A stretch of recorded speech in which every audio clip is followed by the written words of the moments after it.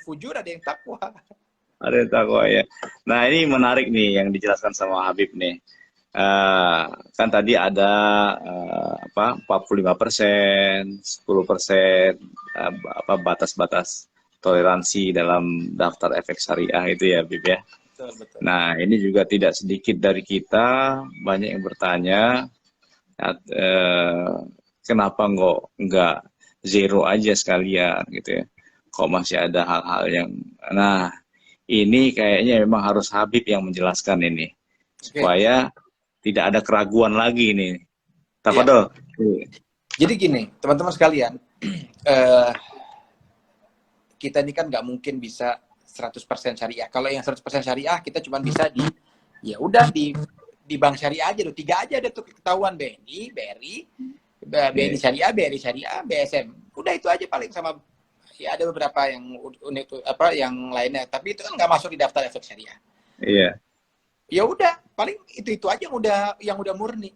Dan kita ingin memberikan keleluasaan. Jadi dalam Islam itu nggak mungkin ada orang yang 100% itu benar gitu. Jadi kalau saya memberikan perumpamaan. Kenapa sih kita nggak berdoa untuk orang yang ada di Indonesia gitu loh? Untuk kebaikan Indonesia, kenapa kita harus berdoa buat orang yang ada di luar negeri padahal mereka jauh? Saya jawabnya mudah saja. Kalau yang jauh saja saya doakan, apalagi yang dekat, ya. Kalau yang saham syariah saja ada, ya, dan memang kita prioritaskan, ya pastinya kita akan jauh lebih memprioritaskan jika memang semua saham itu syariah semua, itu udah pasti. Lah tapi kan sekarang kan nggak mungkin kita hidup sekarang. Mohon maaf nih, Ustadz Musa ya. Uang yang Ustadz Musa pegang itu penuh dengan perjalanan riba gitu. Bagaimana kemudian uang tadi itu pernah nempel di mana, kita nggak tahu, dihasilkan di mana dan lain sebagainya. Semua ini pasti ada, tapi kan kita kan tahu bahwasannya ketika uang itu sampai ke kita dalam keadaan yang halal. Ya. Saya ingat, saya kasih contoh ini muamalahnya Rasul sallallahu alaihi wasallam dengan non muslim. Ini kalau ada pertanyaan juga ya, itu kan sahamnya non muslim, kenapa kita mesti invest juga? Ini juga kita bikin pusing juga, itu kan pertanyaan-pertanyaan yang menurut saya nggak penting gitu loh. Padahal kita tahu bahwasannya kita kan menjunjung tinggi toleransi. Saya ingat dulu, ada 3 peristiwa yang cukup menarik di zaman Rasul sallallahu alaihi wasallam. Pertama, ketika Rasul sallallahu alaihi wasallam mau berangkat hijrah ke Madinah. Beliau itu masih banyak dititipi oleh kaum kufar Quraisy, Yahudi, Nasrani, dan semuanya masih menitipi barang ini kepada Rasul sallallahu alaihi wasallam dengan akad wadi'ah. Ya, mereka percaya karena Rasul sallallahu alaihi wasallam adalah seorang al-amin. Ya, dan Rasul sallallahu alaihi wasallam tidak kemudian langsung serta-merta pergi ke Madinah tanpa kemudian membagikan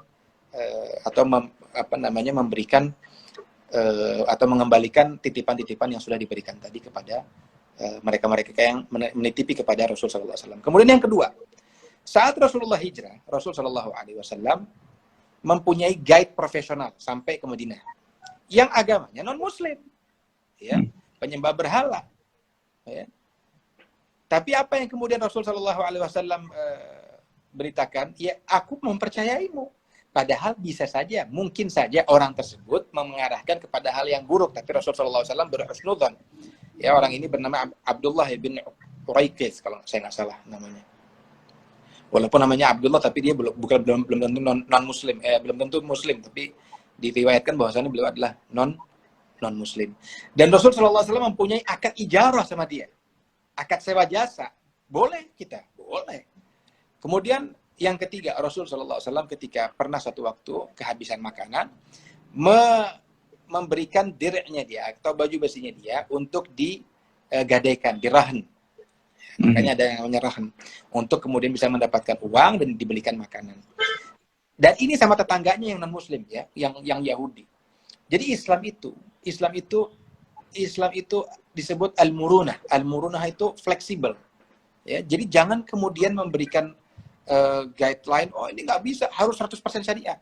Lah kamu ini tinggal di tempat kamu ini belum tentu kita ini syariah gitu. Belum tentu 100% syariah.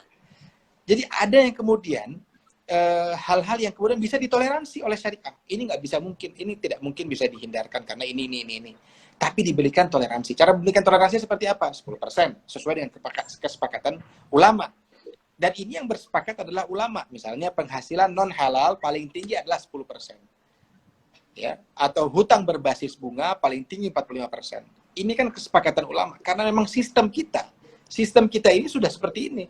Kalau Anda ingin mendapatkan uang misalnya, Anda ingin mendapatkan dana, nggak bisa kemudian bank syariah sebagai backbone all, ya, sebagai tulang punggung untuk semua bisnis syariah di Indonesia. Nggak mampu keuangan syariah, asal apa Ustadz Musa tahu, kita nggak mampu. Baru 6-7% keuangan di Indonesia ini yang sudah syariah, yang artinya masuk ke dalam bank syariah, tapi masih ada room yang begitu besar, 90% lebih yang non syariah. Gimana cara menopang itu gimana? Otomatis kan kita harus minjem sama bank non syariah tadi atau bank konvensional tadi. Jadi kita jangan justru kemudian seperti kuda yang memakai kacamatanya gitu. Jadi harus lurus. Sekali-kali boleh dibuka sehingga kita mempunyai wawasan yang jauh lebih luas. Karena nggak bisa kita ini berpikir terlalu terlalu idealis. Walaupun yang kita pikirkan itu adalah idealisme Islam, tapi kita sedang memperjuangkan pasar Islam yang jauh lebih luas lagi. Kalau ada uang yang kemudian masuk dari pasar non syariah atau pasar konvensional atau bank konvensional, itu kemudian bisa kita pergunakan untuk kemudian bisa dijadikan bisnis dan rasionya itu di bawah 45%, maka ini jauh lebih baik.